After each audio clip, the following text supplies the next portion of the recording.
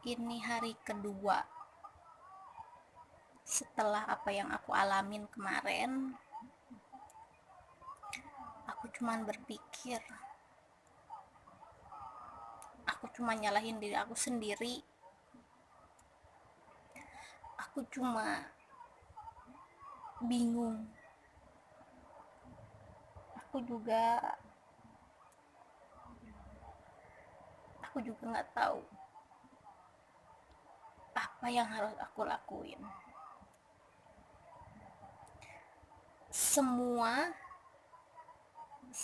yang sangkutan sama aku bener-bener ngejelekin aku di belakang aku tanpa ada konfirmasi ke aku. Dia dengan seenaknya aja bilang ke semua orang.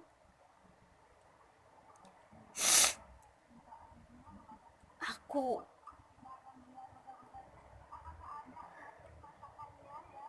apa ya,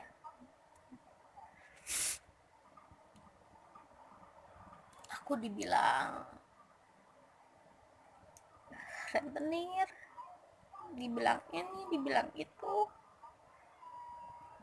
padahal dia sendiri pun nggak bayar ke aku. Wah, yang pokoknya aja buat aku itu mereka sendiri yang bilang kalau itu dibungain. Aku nggak ngerti dari mana mereka bisa kayak gitu.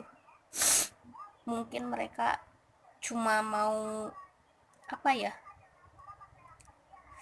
mau membela dirinya. Tapi buat aku ini sakit banget. Aku jujur dari awal, aku udah tahu keadaan mereka, aku udah tahu apa yang mereka punya. Makanya dari itu aku nggak pernah bertindak selama 3 bulan. Aku nggak pernah datang ke rumahnya, aku nggak pernah ketemu mereka.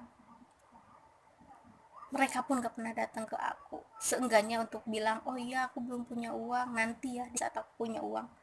Aku pengennya kayak gitu, tapi mereka enggak.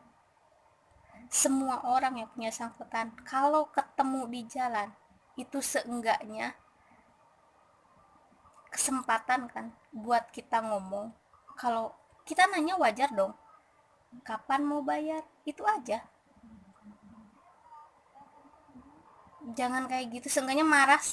Marah lah, kan kita nggak pernah ketemu, toh kita pun nggak pernah datang ke rumahnya. Tapi dengan kayak gitu mereka lebih parah ngejelek-jelekin akunya. Cuman ya biarin lah, gak masalah buat aku akan jalanin. Karena buat aku yang salah, aku yang nolongin orang yang salah, itu aja. Kalian bayangin dong, aku nolongin orang malah aku yang kena masalah, aku yang dijelek-jelekin. Padahal aku cuman bantuin, itu pun bukan uang aku, itu uang teman aku. Karena mereka nggak bayar, aku bayar pakai uang aku pribadi.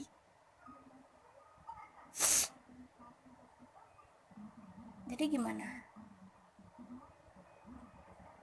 Itu aja buat aku sakit, itu doang. Kenapa mereka ngejelek-jelekin aku udah terima, nggak akan kembali uang itu juga nggak masalah buat aku. Yang penting aku bisa bekerja, usaha aku lancar, itu cukup buat aku. Karena nggak mungkin buat kembali uang itu. Tapi karena mereka pengen namanya mereka baik, bagus, jadi ya kayak gitu. Yang bikin aku bingung itu aja.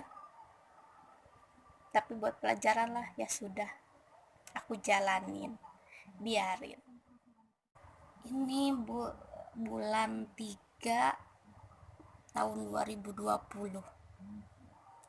Awalnya, awal masalah ini tuh pertengahan tahun 2019. Aku awalnya sih cuman mau nolongin. Awalnya cuman mau nolongin. Mereka bilang cuman seminggu minjem uang, dan uang itu nggak sedikit. Total uang itu 20 juta. Itu bukan uang sedikit buat aku. Janji mereka cuman seminggu, tapi sampai saat ini pun mereka belum bisa bayar. 3 bulan aku biarin. Aku nggak pernah sama sekali datang ke rumahnya. Aku nggak pernah aku biarin. Karena aku tahu kondisi mereka. Tapi satu saat aku ketemu. Aku pun gak nyari, aku ketemu secara nggak sengaja. Wajar dong aku tanya, kapan mau bayar? Yang bener dong kalau mau minjem teh, jangan kayak waktu minjemnya sampai ibaratnya ya, kalau disebut ngemis-ngemis ya ngemis-ngemis, disebut eh bilang apapun itulah ke aku buat ngeyakinin aku. Oke, aku pinjemin.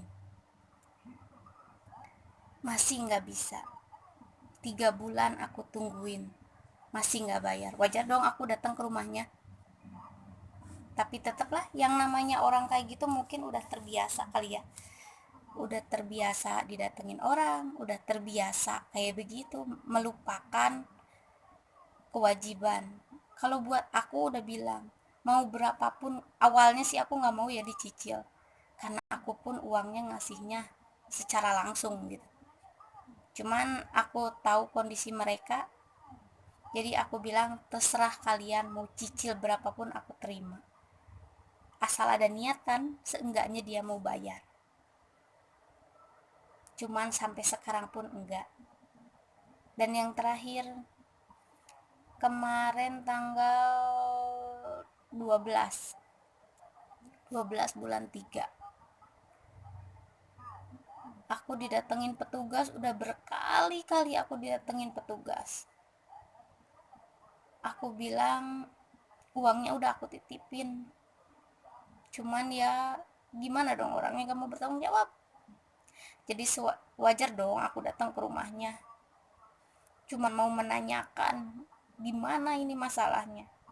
Cuman ya kadang orang kan mau bener ya. Aku pun posisinya aku bingung, entah aku yang salah, aku yang bodoh, aku yang benar. Tapi yang pasti tujuan awal aku cuman mau bantuin, itu aja. Tapi di sisi lain aku pun bingung, oh ternyata kayak gini ya gitu, maksudnya tuh aku bukannya baru tahu, aku udah tahu dari kemarin-kemarin. Aku dijelek-jelekin, aku dihina-hina, aku pokoknya disebut rentenir, aku disebut apalah itu namanya, yang jelek-jelek. Aku biarin karena aku nggak merasa kayak gitu. Aku biarin, nggak masalah. Cuman kadang kan orang itu membela diri di belakang biar nggak malu kali ya sama orang-orang, dengan ngejelekin aku, katanya bunganya terlalu gede, apalah itulah inilah, padahal aku gak sama sekali. Jangankan bunganya, pokoknya aja mereka gak bayar, itu aja. Mereka pun gak bayar, cuma ngejelek-jelekin aku di belakang. Kata dia apa ya, hutang 2,5 juta jadi 4,5 juta. Padahal aku sama sekali nggak bilang itu.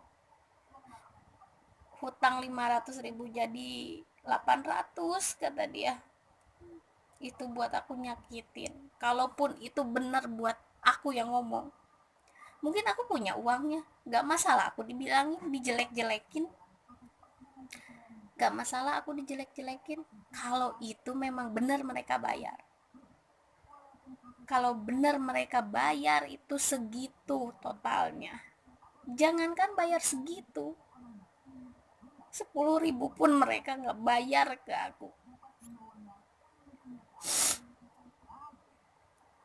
Itu yang bikin aku sakit, yang bikin aku kecewa. Kenapa orang-orang di sini kayak gitu? Aku udah bantuin, aku udah tolongin berkali-kali, mereka kayak gitu. Itu yang bikin aku sakit hati. Padahal aku dari 3 bulan pertama mereka udah nggak bisa bayar.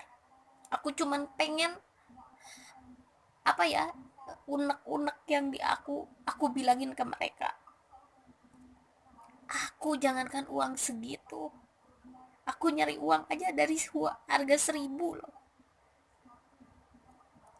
Mereka dengan seenaknya, mereka dengan segampangnya itu ngomong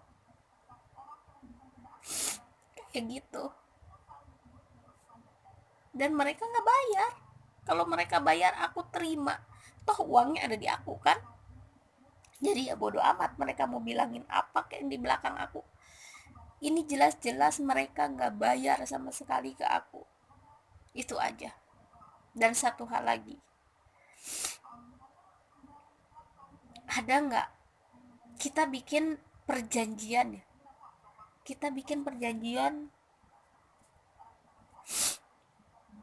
kita bikin perjanjian dia punya hutang ke aku 4,5 juta. Yang namanya bayar hutang dari minjem lagi itu pasti ada bunganya kan. Dia kan disebutnya gini, tutup lubang gali lubang. Dia bayar ke aku dengan meminjam gitu kan. Tapi kan bukan aku yang ngebungain, tapi pinjaman itu yang ngebungain, bukan aku yang ngebungain. Sekarang di posisi dia nggak bisa bayar pinjaman itu,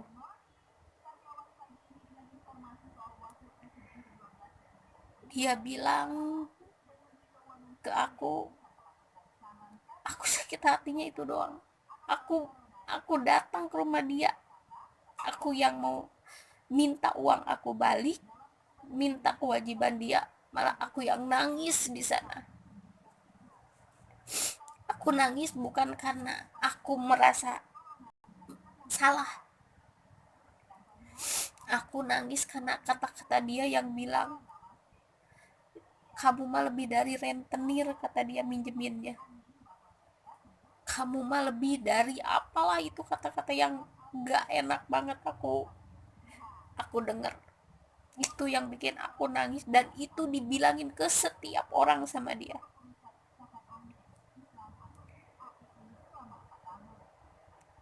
4,5 juta katanya jadi 6 juta. Kan bukan aku yang ngebunga. Lagian aku mana ngitung-ngitung sih itu sampai 6 juta. Kan perjanjiannya dia bayar hutang ke aku, ya dia yang lunasin ke sana, ke pinjemannya. Memang itu atas nama aku, dan aku yang ngasih solusinya. Cuman buat aku, dengan segampang itukah dia di pertengahan bilang, itu kan nama kamu. Ya aku mah bodo amat, aku nggak bisa bayarin. Memang itu nama aku, tapi itu hutang dia, dan dia banyak diputer-puter lah di situ. Inilah itulah, inilah itulah. Cuman ya sudah, buat aku itu pelajaran, buat aku itu pelajaran yang paling berharga buat aku. Ngebantuin orang gak selamanya jadi baik buat kita. Ngebantuin orang gak selamanya apa ya, baiklah ibaratnya. Toh malah sekarang aku bantuin mereka, malah semuanya ngejelek-jelekin aku tanpa dia bilang, tanpa dia nanya ke aku. Dia ngali-ngaliin dia sendiri aja, karena dia mau ngebela dirinya dia sendiri. Itu aja. Buat aku terima, Yang aku bikin aku nangis tiap aku ingat itu uang, bukan uang, utang mereka. Bukan masalah uangnya, buat aku nggak masalah uang itu nggak balik, aku udah ikhlas dari awal. Yang penting aku usahanya lancar, aku sehat, keluarga aku sehat semua, itu aja buat aku. Tapi yang bikin aku sakit itu kata-kata mereka di belakang aku, yang bikin aku nggak terima. Kenapa sih mereka sejahat itu sama aku? Setelah sekian lama aku bantuin mereka, aku tolongin mereka tanpa aku nggak kenal mereka, aku bantuin. Itu aja. Jadi buat pelajaran buat kalian, nolongin orang juga kita harus tahu orang itu seperti apa. Kita bukannya pengen, oh iya aku nolongin nanti juga dia pasti, ibaratnya kita susah juga dia nolongin kita, enggak. Karena aku ada di posisi itu, ya aku tolongin. Karena aku juga takut ada di posisi itu, aku juga pernah di posisi kayak gitu, dan aku ada yang nolongin. Berterima kasih banget sama orang yang aku tolong, yang nolongin aku, dan aku utamain ke dia. Kan aku juga ngalamin, aku pernah minjem ke orang, dan aku berterima kasih sama mereka. Tapi di posisi aku, di posisi sekarang, yang orang yang aku tolongin itu salah. Orang yang aku tolongin itu jangankan berterima kasih, justru karena mereka aku dijelek-jelekin, justru karena mereka aku dibikin malu. Tapi mereka cuman bilang di belakang aku, giliran aku tanya, giliran aku datengin, aku pengen konfirmasi dong, kok mereka sejahat itu sama aku pengen dateng, aku datengin. Mereka cuman alasan, aku kan gak punya uang, buat makan aja susah, anak aja gak sekolah. Cuman itu doang jawaban mereka setelah menjelek-jelekan aku. Kamu harus ngerti dong, kata dia, posisi aku kayak gimana. Itu doang. Padahal aku bilang, kalau mereka punya niatan, kalau mereka mau bayar, mereka cicil 5.000 kek, 10.000 kek, entah berapapun itu, aku terima. Itu aja pelajaran buat aku 2020. Membantu orang juga kita harus tahu, harus lihat siapa yang kita bantu, karena kita nggak tahu orang itu bermaksud apa sama kita. Biar waktulah yang ngebuktiin siapa yang salah, siapa yang benar. Karena aku udah pusing, aku udah capek, aku udah capek buat ngurusin kayak gini. Aku nggak mau ngurusin lagi, aku biarin, aku ikhlasin, gak masalah buat aku. Cuman yang aku tetap nggak terima itu mereka ngejelek-jelekin aku. Itu aja pelajaran lah buat aku di 2020. Harus lebih sabar, harus lihat karakter orang itu seperti apa, harus tahu orang itu kayak gimana. Itu aja. Inilah pengalaman aku di 2020. Semoga kalian gak mengalami, karena itu sakit buat kita yang ngalamin. Udah ditolongin malah ngejelek-jelekin kita. Bye bye.